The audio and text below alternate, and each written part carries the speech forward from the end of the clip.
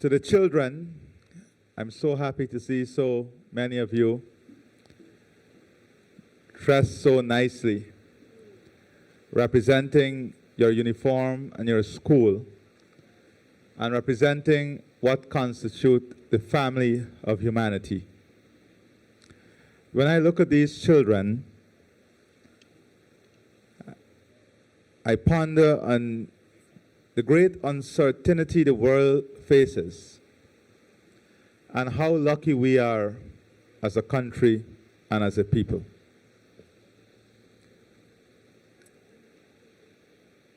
Mr. Eddie Boyer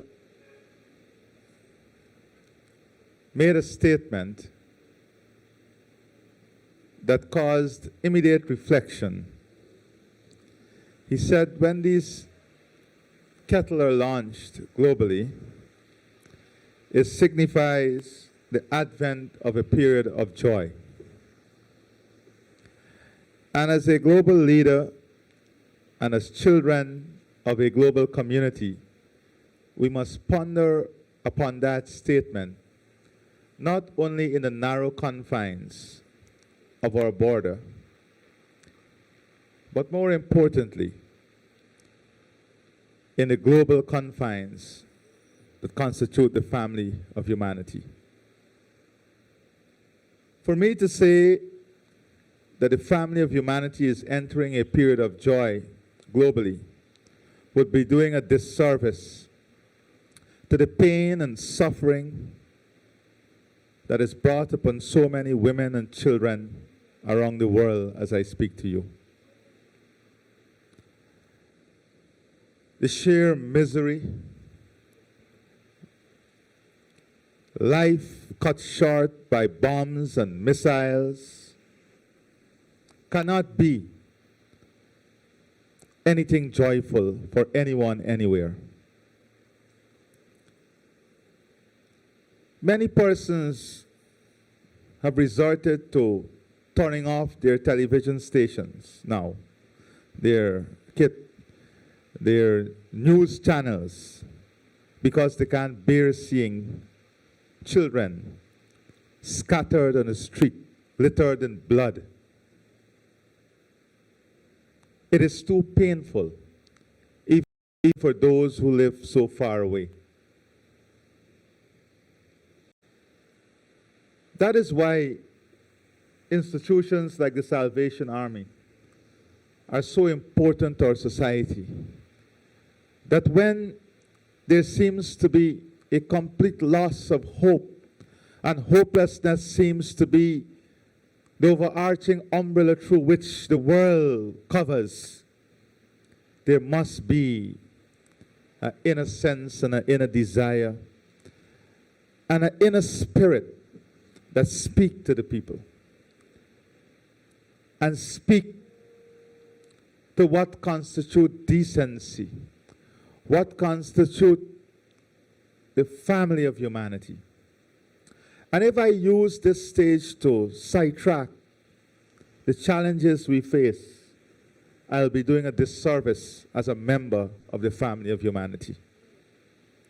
And I do not intend to do a disservice as a member of the family of humanity.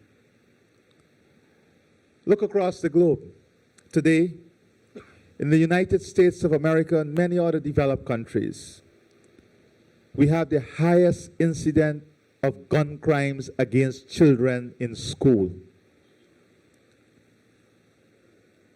Senseless people, murderers, walking into schools and littering the floors of what should be institutions of learning with bodies of children. The highest ever in the world. Our children in Haiti continues to suffer.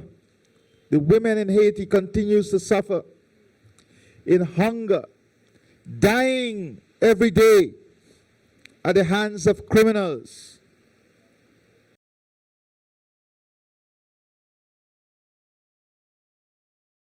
In decency. And the world contemplates every day how and when we'll act.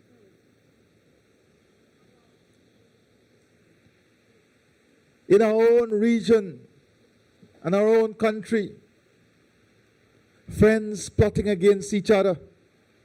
Families plotting against each other. Where are we going as a people? This must not be the legacy these children inherit. The terrorists that bombs countries have no place in our society. Bombing children and hospitals, and we condemn it.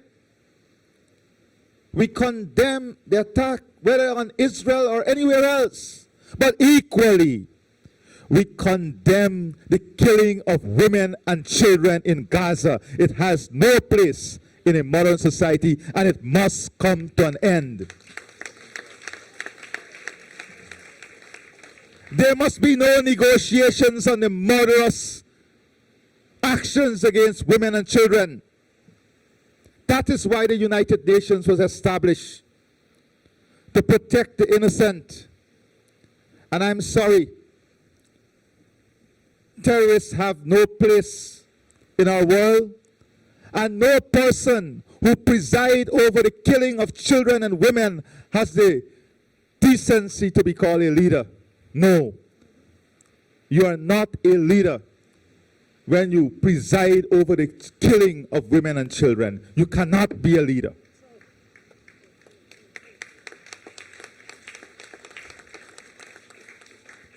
There are certain norms we subject ourselves to. We must, as we enter this period that Eddie described as the advent of joy, to reconsider who we are globally, how we are losing our humanness, how we are losing what we are created for. My dear friend and brother who just gave his testimony is a prime example of what we are created for and what is the meaning of hope. You know, I see my great friend, a great inspiration to me, Dave Martin, sitting here. I urge all the young children, take a photograph with him before you go. Dave Martin is our legend. He's not, and you know, Dave, perhaps life has given you an opportunity to make one attempt at notes that can bring peace, that can address the killing of children across this world, whether in schools or in country.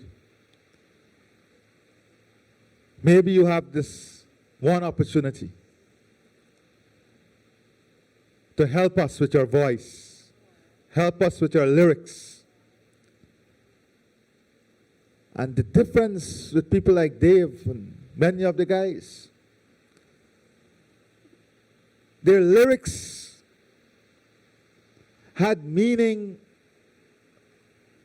to people and society. He is a legend and his music lives on, and not one day did he ever sing about guns and crime. Not one day did he sing anything that sought to promote hate, that sought to celebrate gangs and drugs. Yeah, maybe he earned far less, but he has the right to stand as a legend based on his lyrics.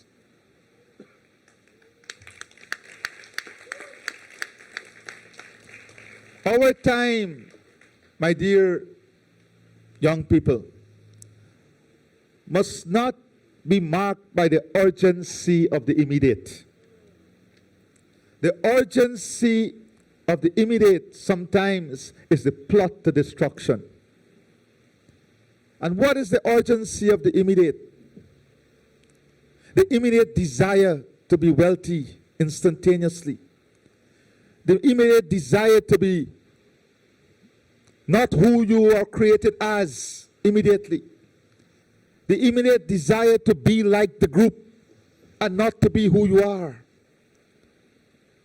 The immediate desire, as they used to put it when I was at school, to be considered a regular, part of the regular. I don't know what you call it now.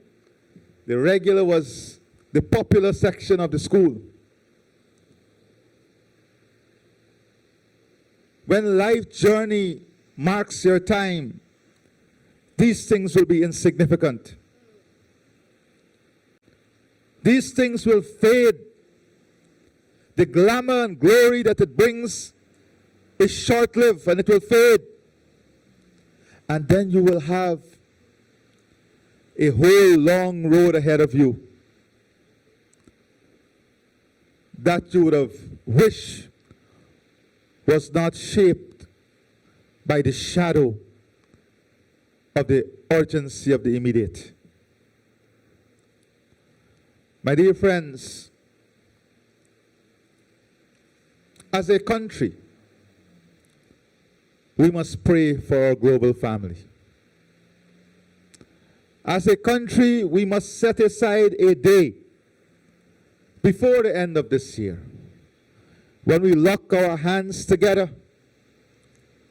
in prayer for us as a people and as a country, and in prayer for the world, especially our women and children. Thousands being killed in the Gaza Strip as I speak to you.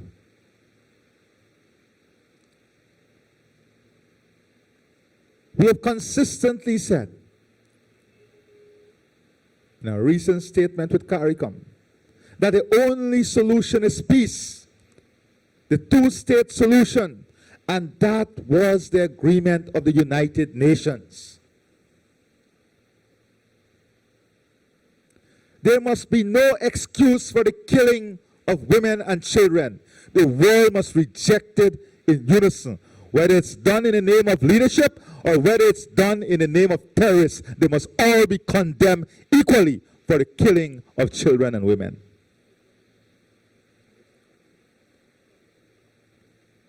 There is absolutely no place for the kidnapping of civilians, women, and children. Wherever, our voice must be principled on every front and not opportunistic based on the time. We live in dark times and dark days. All the scriptures teaches us that in the days of darkness, lonely shall be the voice that speak against the darkness. Lonely shall be the voice that speak against injustice. Lonely shall be the voice that speak, and lonely is the voice today that speak about the killing of women and children. I salute my colleagues in CARICOM. Together, we're among the first to issue a statement pointing out the dangers and calling on the world to take immediate steps.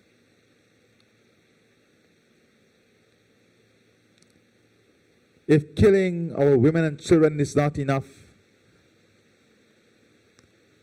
then also do not deny them fuel for hospitals to save their lives and food and water to sustain their humanity.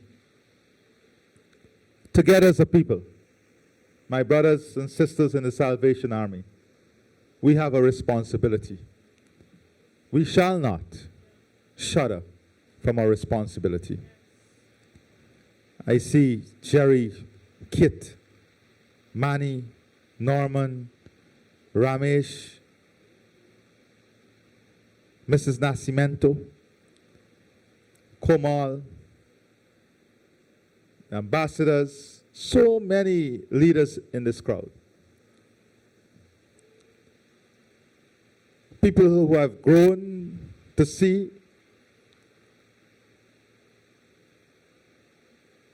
in national life, people who work along with me now in national life,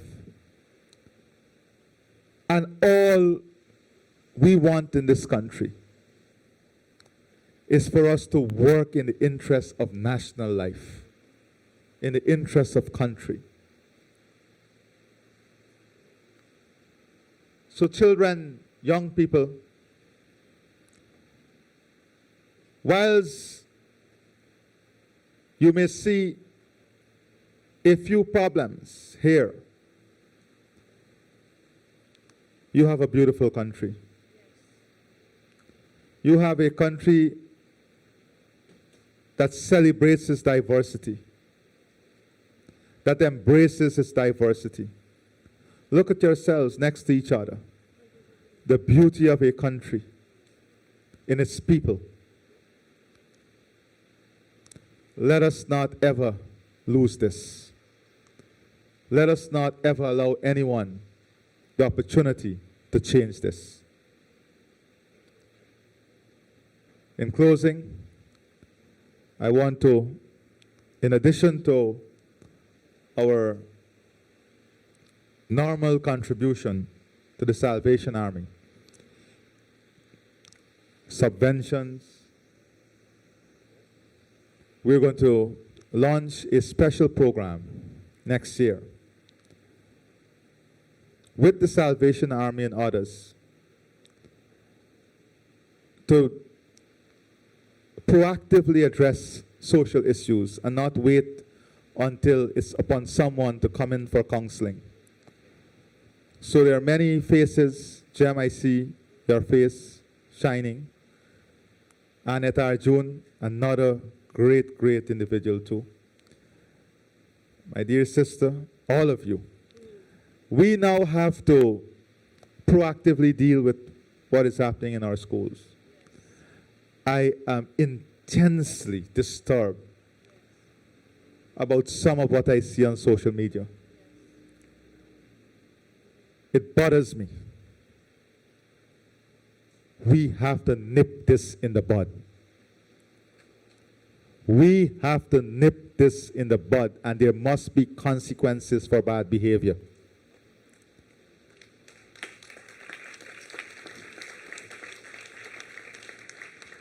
And in the new year, we'll be launching a specific program with all these partners in the school to deal with this.